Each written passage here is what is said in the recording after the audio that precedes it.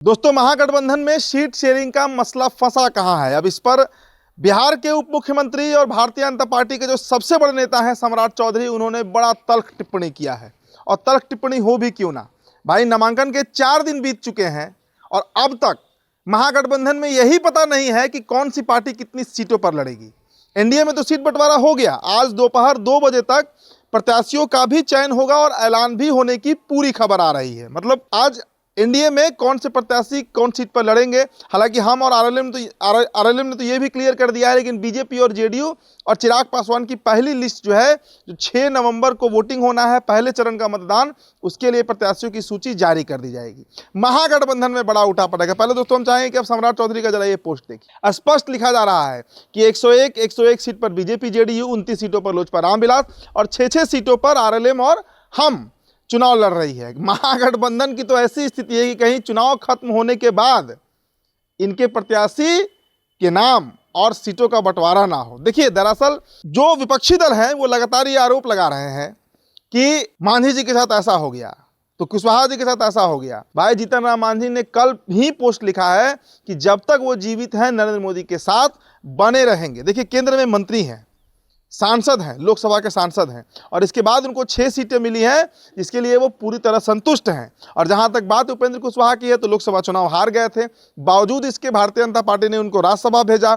अब खबर है कि वो केंद्र में मंत्री बनने जा रहे हैं और इसके साथ ही साथ बिहार की 6 सीटें और महत्वपूर्ण सीटें उनको दी गई हैं। और यह भी तय है कि अगर एनडीए गठबंधन की सरकार बनती है तो उस परिस्थिति में जो कैबिनेट बनेगा, बिहार कैबिनेट, उसमें 1 से 2 मंत्री जो हैं वो राष्ट्रीय लोक मोर्चा यानी उपेंद्र कुशवाहा के गठबंधन से बनेंगे। बात जहां तक चिराग पासवान की है तो चिराग पासवान ने अपनी ताकत दिखाई। देखिए, नरेंद्र मोदी और अमित शाह को कन्विंस करना इतनी आसान बात नहीं है, लेकिन अपनी मांग पर अड़े रहें, जिद पर अड़े रहें और भारतीय जनता पार्टी ने भी उनकी मांगों को स्वीकार किया। सम्मानजनक सीटें जो चिराग पासवान को दी जानी है वो दी गई। 29 विधानसभा सीटें बहुत बड़ी संख्या है अगर उसके अनुपात में देखें कि कितना वोट परसेंट है चिराग पासवान का। लेकिन इसके बावजूद चिराग पासवान ने वो दौर भी देखा था जब वो अलग थलग पड़े हुए थे, और आज भी एक दौर है जब मन मुताबिक लोकसभा सीट भी लिए, केंद्र में मंत्री भी बने और अब बिहार में भी डंके की चोट पर 29 सीटों पर चुनाव लड़ने जा रहे हैं। तो एनडीए गठबंधन में मामला सुलझ चुका है, आपसी तालमेल भी दिख रहा है। जो विपक्ष के लोग बोल रहे थे कि मांझी जी भाग रहे हैं, कुशवाहा जी भाग रहे हैं, कोई कहीं नहीं भागा।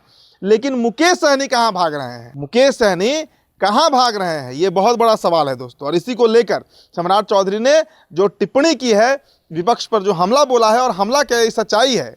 ये सच्चाई है कि अब तक महागठबंधन में कहीं कोई सुगबुगाहट भी नहीं है कि कौन सी पार्टी कितनी सीटों पर लड़ेगी।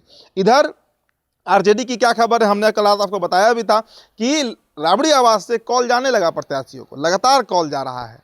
तो प्रत्याशी चयन हुआ है, मतलब बिना सीट शेयरिंग के ही आरजेडी जो है वो सिंबल तक बांटना शुरू कर दी है। यही लोकसभा में भी हुआ था।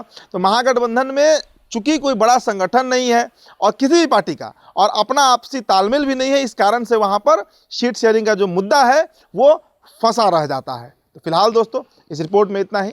मेरा नाम उदित तारण है, द बिहार टॉपर वीडियो आप देख रहे थे। बहुत बहुत शुक्रिया।